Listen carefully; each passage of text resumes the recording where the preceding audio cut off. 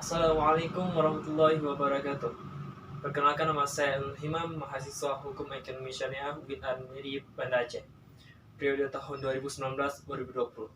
Baiklah, pada kesempatan yang ini saya perwakilan dari kelompok 8 akan menjelaskan apa prinsip etika bisnis dalam Islam dan konvensional.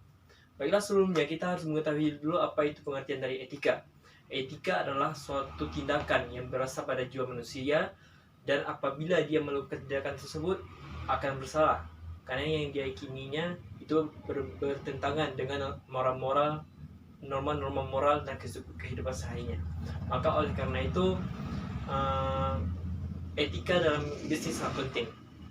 Kemudian apa itu pengertian bisnis? Bisnis itu suatu aktivitas yang melibatkan dua orang atau lebih dalam berkomunikasi atau mendapat keuntungan dari suatu benda ataupun bahan produk.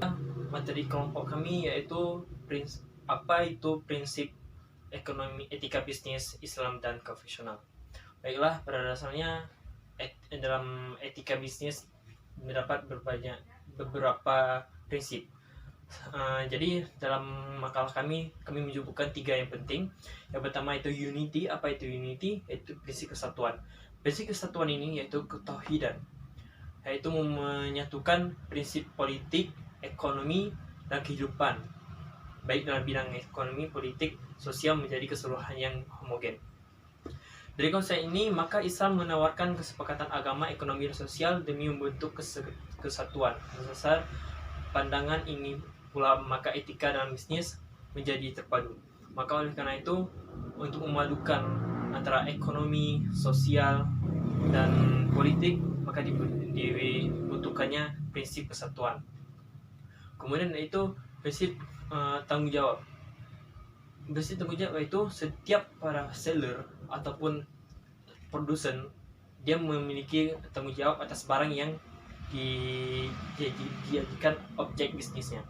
Maka setiap peluang bisnis, baik itu konvensional ataupun Islam, membutuhkan kepercayaan daripada konsumen.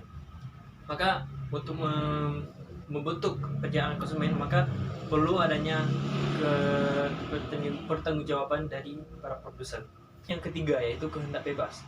Kehendak bebas maksudnya itu merupakan bagian penting dalam etika bisnis, baik itu Islam ataupun konvensional.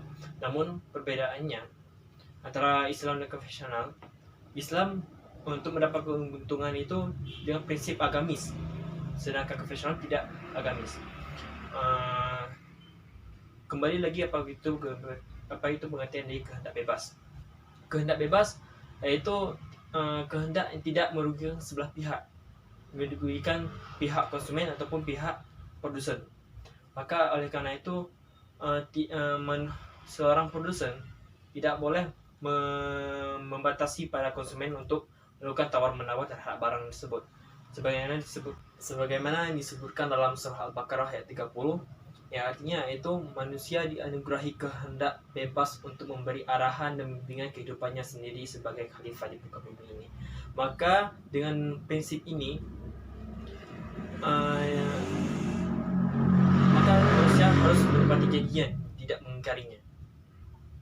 Maka untuk membentuk ataupun mendapat kepercayaan daripada konsumen, kita harus memberikan kehendak bebas bagi mereka untuk berkarya ataupun untuk menawarkan. Sedangkan untuk produsen, mereka memiliki kebebasan untuk berkarya untuk meningkatkan kualitas bisnisnya.